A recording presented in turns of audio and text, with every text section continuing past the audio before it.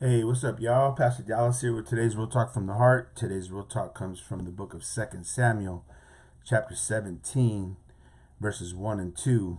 And this is what the word of the Lord says.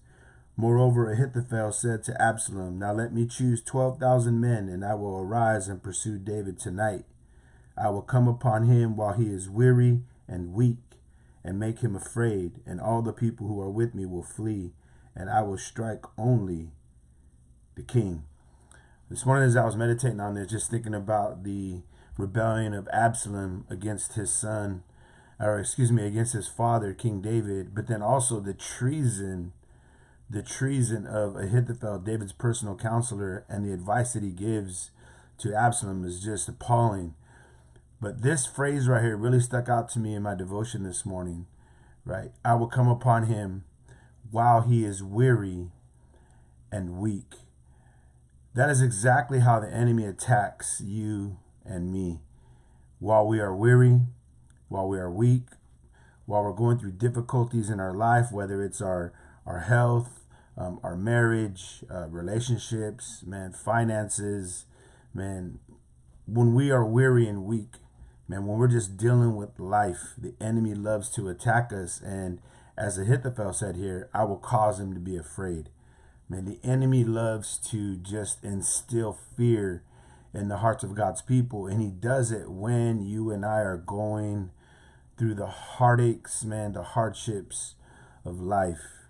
Man, the attack can come in the form of opposition to God's work in our lives. You know, when you and I are trying to get close to God, you're like, man, I stepped up my prayer life. I stepped up my study life. I decided to serve at church. You know, you're trying to grow in the Lord, and the enemy is trying to discourage you with the problems of life, man, just trials of everyday life. And now you almost just feel like giving up. I know you've been there. I've been there, man. That season of weariness and weakness in the midst of the battle that's going on in life. But then the attack can also come in the form of just an onslaught of temptations to go back to the old life, man, to pick up the old habits, man, to compromise with sin.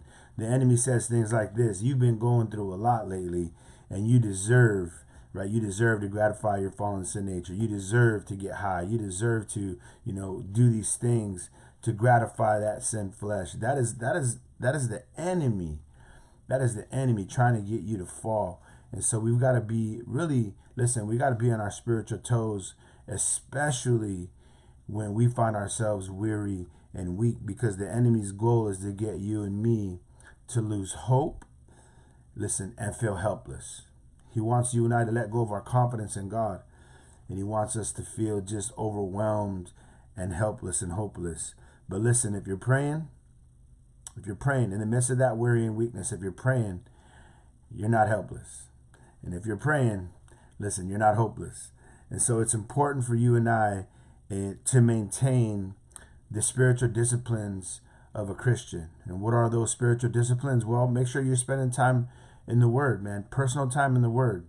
That weariness and weakness is going to come. But if you are spending time, quality time, right, at the feet of Jesus, man, letting him build you up, right? Those that wait upon the Lord shall renew their strength. If you're feeling weak, renew your strength by waiting upon the Lord. Listen, personal time in the Word, personal time in prayer, personal time of worship, but then also, man, gathering together with other believers so that you can strengthen one another, right, in this journey with Jesus. Now, it's inevitable.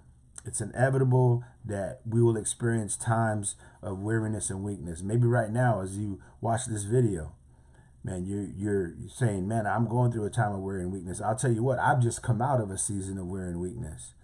And the only thing that got me through it, man, was staying connected to the source of strength, which is the Lord himself.